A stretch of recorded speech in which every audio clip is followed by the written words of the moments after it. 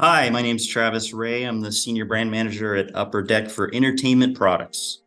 So, Travis, we're here to talk about your new Marvel Masterpiece line. But before we get into that, I do want to ask, can you give us a brief overview of what happened to Marvel Masterpieces over the last decade? Because I remember as a kid growing up in the 90s, they were kind of everywhere. I mean, you had them multiple years in the 90s, and then they kind of became harder to find. I don't know if they disappeared completely because I grew up, went to college, but what happened to that Marvel Masterpiece line for Upper Deck? Well, it's funny you mention they were kind of everywhere because that was kind of the problem, actually.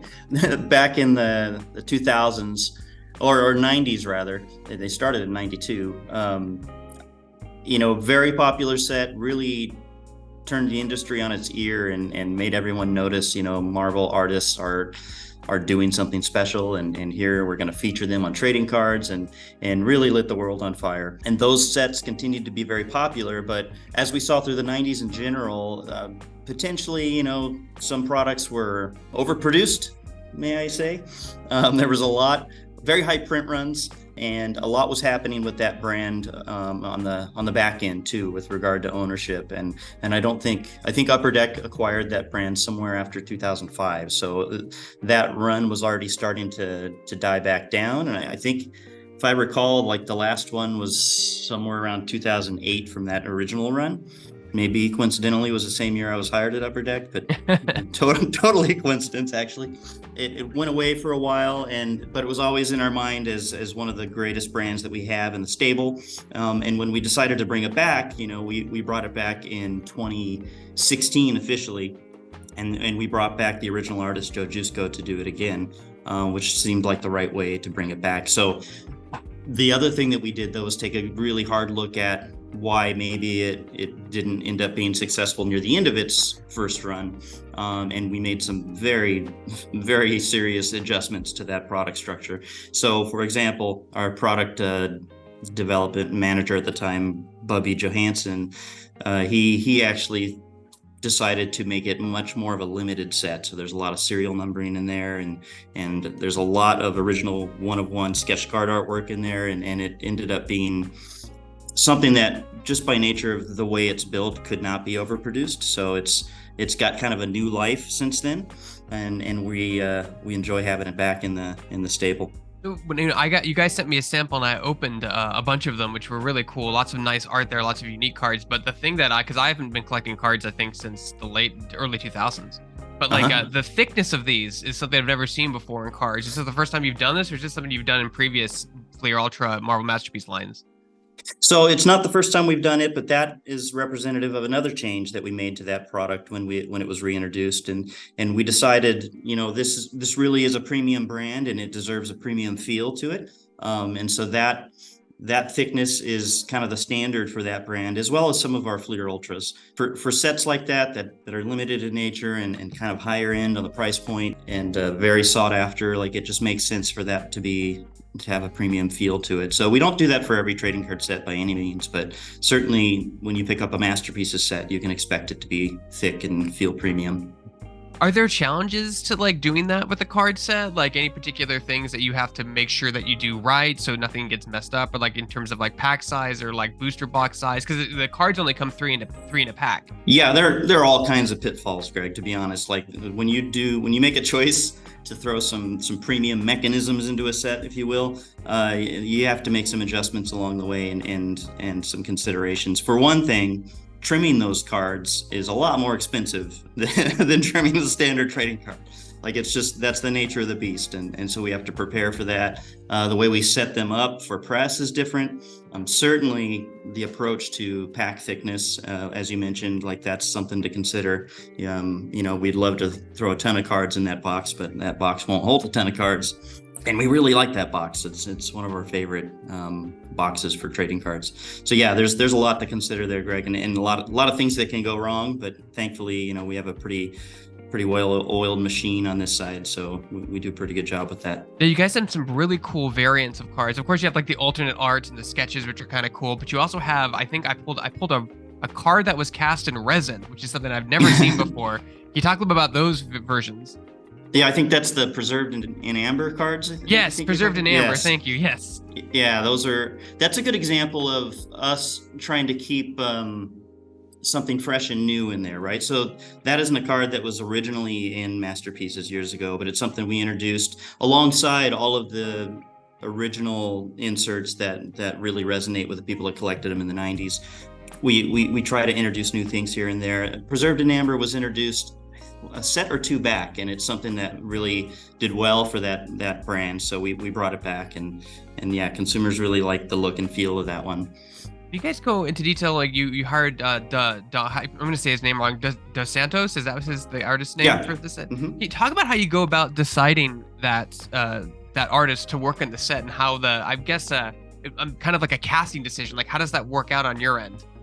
Well, first we throw all the artists we know into a hat and we fish around in the hat. No, I'm kidding. Like, it's nothing like that. It's way more involved, way more intense. Our product development team here is very in tune with the industry and that's both sides of the aisle. That's trading cards and also the comic book industry and just art in general. We got a lot of Magic fans here, and there's a lot of people that are just very big fans of original artwork across the spectrum, right? So we have a really good base of opinions to start with about what we'd like to see in there, and we also have an art team in-house that can help inform our decision there. So usually how we start out is with a short list of people that fit the style. So the style can vary. We don't want one to be the exact same style year over year, right? Like if we had kind of a dark and moody style before, like maybe it's a little brighter, maybe it's more realistic rather than some of the other versions that we've had in the past. So we try to develop, or at least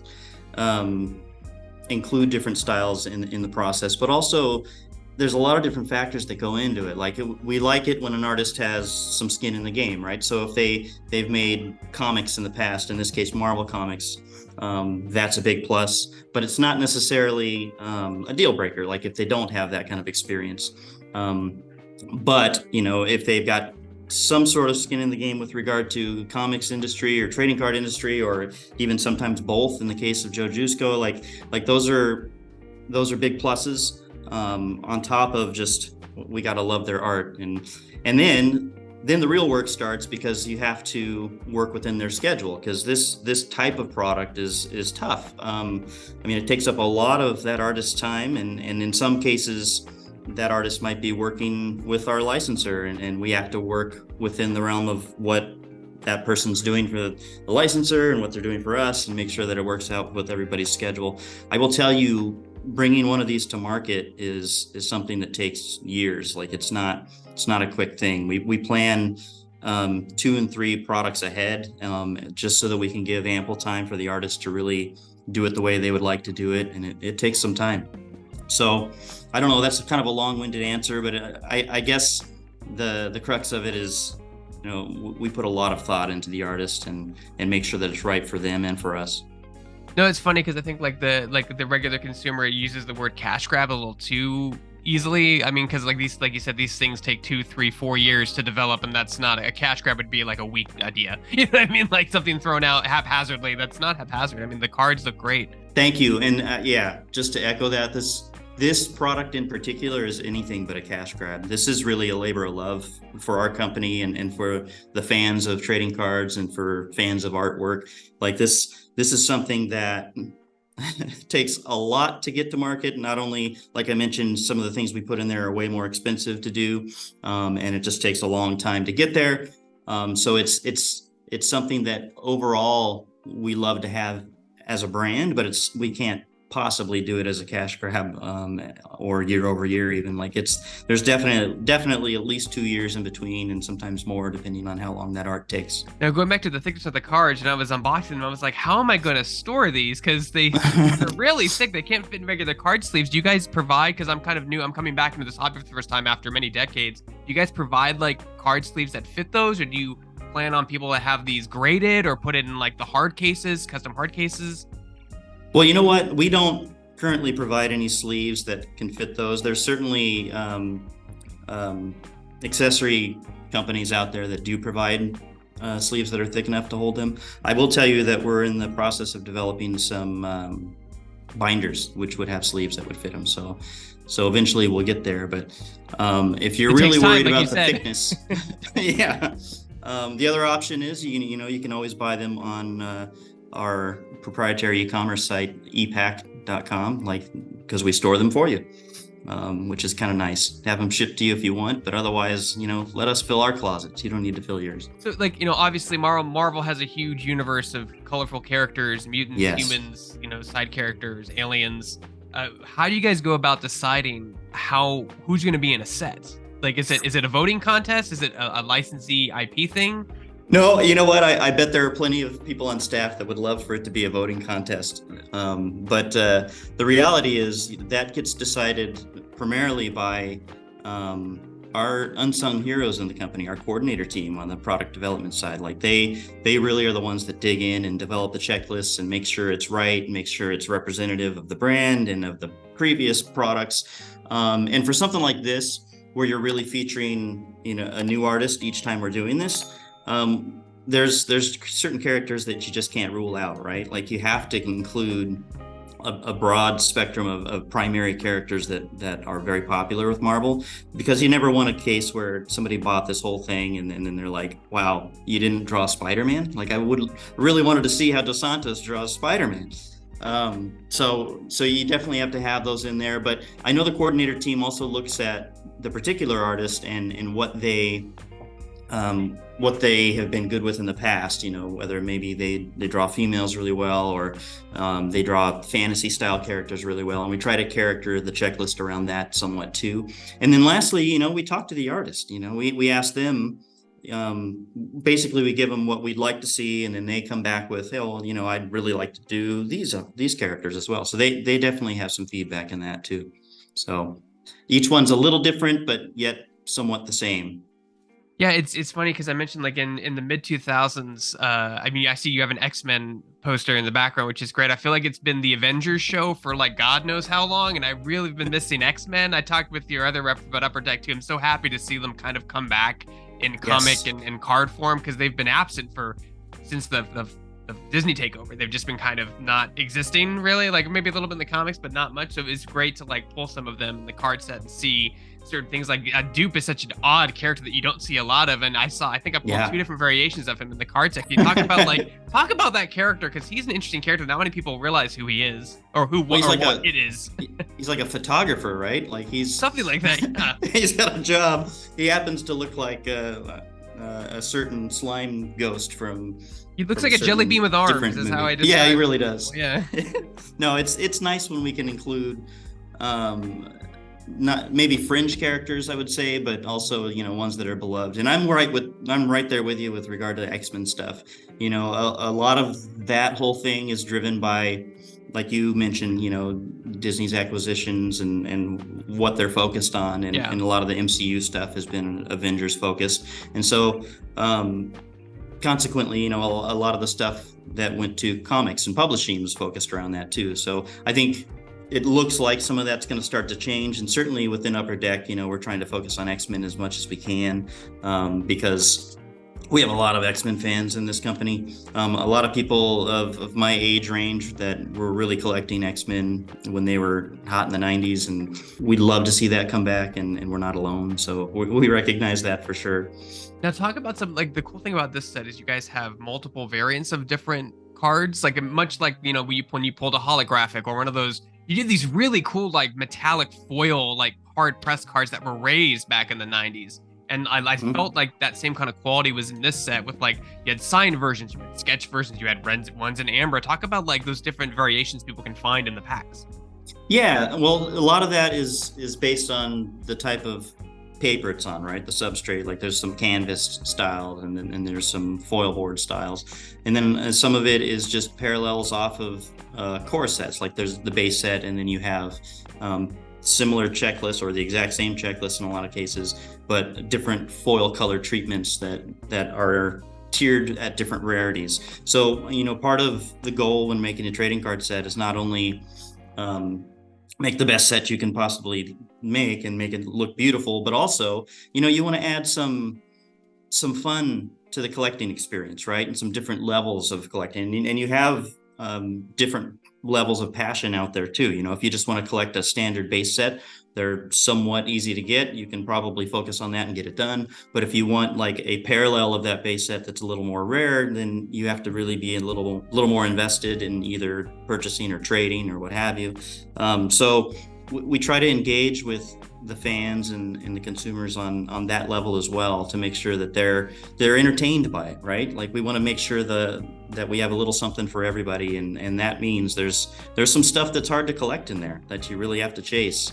But we get a lot of great feedback on the way that Masterpieces is built. So I think there's something for everybody there. Can you talk about the approval process when you have your artist at Santos, you have your card list, you have your characters, and the artist starts to pump out renditions of these characters? Is he like kind of just go crazy and just gets to do whatever he wants, or is there an approval process between you and the licensee and the artist? Like, talk about that process. There is a rigorous approvals process. I mean, you gotta understand, especially with something like Marvel, like their IP is surrounded around beautiful artwork, right? And the interpretations of their characters. So obviously, making sure that it's right is very, very important to them, and we recognize that. And plus, on our side, Masterpieces is one of our most popular brands on the entertainment portfolio. So it's something that we really want to get right. So yeah, the approvals process is, I wouldn't say, maybe not intense, but it is very regimented and thorough, I will say. So our team will provide, basically art descriptions of how we'd like to see that character posed and the type of costume that we want to see on them, with some feedback from the artist as well. And then we'll start to provide some feedback as the artist turns in stages of submissions. Like, it depends on the artist, but some will start with pencils and then go to inks, and like, we'll see every stage along the way in some cases. So we'll provide the feedback, and then once we feel like it's pretty well dialed in, then we go to Marvel with it, and they'll give us some feedback as well. I will say, because we're so careful about the type of artist, which also has to be approved by Marvel, the approvals we have a very high percentage of approval from Marvel when it comes to these pieces. Like, generally speaking, we get a, wow, that's great. I want one of those, from Marvel, which is a really good sign. It's intense, but I think everyone knows what to expect. A lot of these artists that we're using have worked for companies like Marvel before in the past too, so they understand the process and what Marvel's looking for. No real trouble or issues there. The only time I would say we run into issues is if maybe we chose the wrong characters or something, but usually Marvel tells us that right up in front. advance, So, before he exactly. draws everything and colors it and lights it. Yeah, exactly. When it goes Which to print. would be bad. Especially like the aforementioned time spent, we would hate for that to happen, the person to get 8 months in and then we have to change characters. But Marvel's really good about approving that stuff ahead of time. We'll send checklists over. So one of the things that I've asked our community about a little bit, and if you can't talk about it, understand, is the pricing. Can you talk about how because you said it's a limited run, like you said, the card stock gets really expensive. Talk about how you guys confirm on a price for box for retailers and a consumer price point per pack, and talk about if you can. Yeah, I mean, I can't go into all the details around that, but I will say that, generally speaking, we look at what it was before, what the market looks like now, and if there's any like significant content changes, we weigh that also. Like, it would not be unusual for a price to go down if we felt like we watered down the content. But if we've upped the ante and built in some new content, then the price could potentially go up. Unfortunately, we've seen a lot of prices go up overall, and especially with regard to our costs. The cost of making a trading card set these days is, I don't even want to get into the number because it's depressing. But the artists, the printing, the shipping, retail space. Even though they're small, you're still fighting for retail space. Yeah, paper, foil costs, like everything has gone up. It's pretty insane. But yeah, there's obviously, a bridge too far when it comes to pricing. So we're very cognizant of that, and we're careful around that. And just because you mentioned it a little bit early in the interview, talk about, like, you mentioned you can store the cards for these people. Like, how does that system work? Can you talk about that? Because I've never heard that before until now. Yeah, so that's our ePack site, upperdeckepack.com. It's revolutionary is what it is. So you could buy this set when it becomes available on ePack, and It's a digital purchasing and opening experience. So you see pack, you buy pack, you open it online. But what comes out of that pack are scans of physical cards that we warehouse for you indefinitely, unless you want them sent home. So like your Shadowcat card would have come out, you'd see it, you'd see the number on there, you could flip it around on the site and look at the back and the front, and then it goes into your collection. And it has a unique identifier on it that we catalog everything internally with. So we know exactly like what row, what box, which one it's filed into, like what number, how deep it is. Like we know exactly where that card's at in the warehouse in case you say, well, ship it home to me. And then we'll do that. But if you don't want to do that, you can keep it on your site. You can trade with other users, which is really cool. Like we're putting. That's wild. Oh yeah, we're putting trading back in trading cards basically. So you can go on as soon as you open that pack, like it instantly goes into your collection. And then you can trade if you want to trade that for like a Wayne Gretzky card, you can do that. Like it's like the world is your oyster on this set, on this site.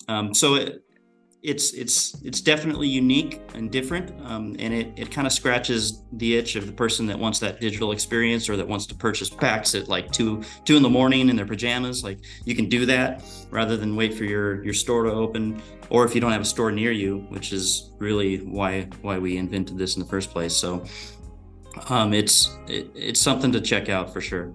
What a wild, like, see, the thing, I did a little bit of research about, the Fleer Ultra Masterpieces, but I didn't even know that existed until now. So I'm glad I can give you a platform to share that with viewership. Yeah. That's an incredible idea that I can't believe it wasn't. When was this implemented? 2016. And in fact, the very first entertainment product that was on there was Marvel Masterpieces, which just occurred to me. What a funny coincidence.